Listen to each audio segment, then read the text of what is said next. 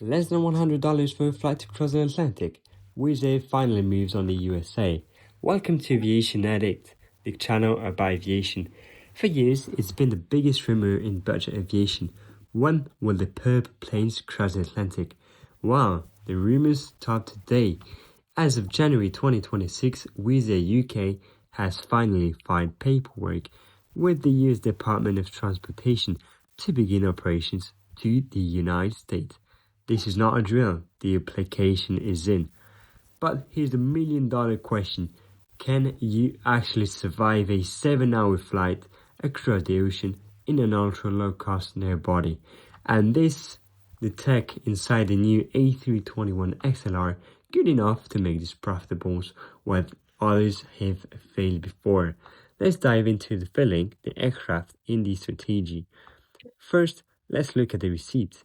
On January 23rd, Wizz Air UK filed an application for a foreign air carrier permit. Now, if you read the fine print, there's a fascinating detail here. They are initially asking for permission to run charter flights. And why charter? Because it is faster to get approved.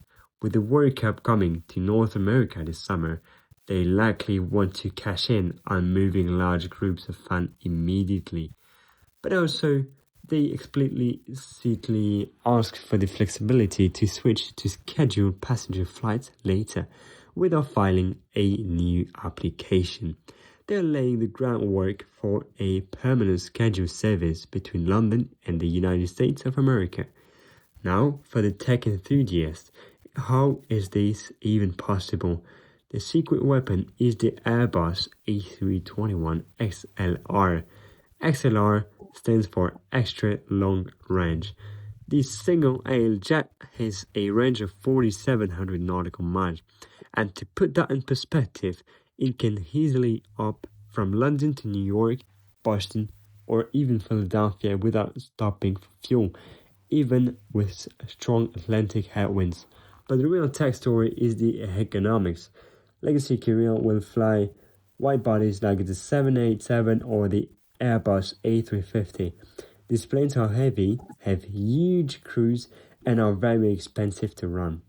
The A321XLR burns around 30% less fuel per seat, and this allows Wizz Air to fly with a trip cost that is nearly half of the big legacy carriers, and that is how they can sell you a ticket for $99 and still be profitable. But let's talk about the human factor. The tech works, but will you, as a passenger, work? Flying to the US on a Wizz Air flight isn't like flying Virgin Atlantic.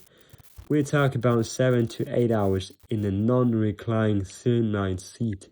No free food, no sit-back TV screen. It's strictly bring your own device.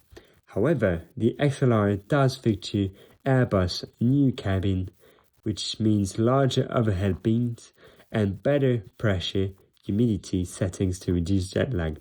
So physically, you might feel better upon landing, even if your knees are a bit tight.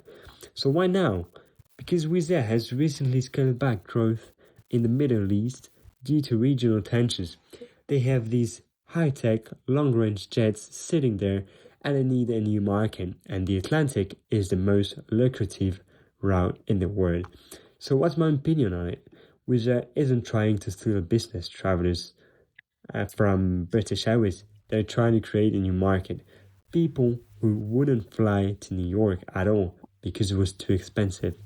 And if they go and get the price right, the A321XLR changes the game. But tell me in the comments, would you be able to sit in a Wizz Air seat for 7 hours to save $200?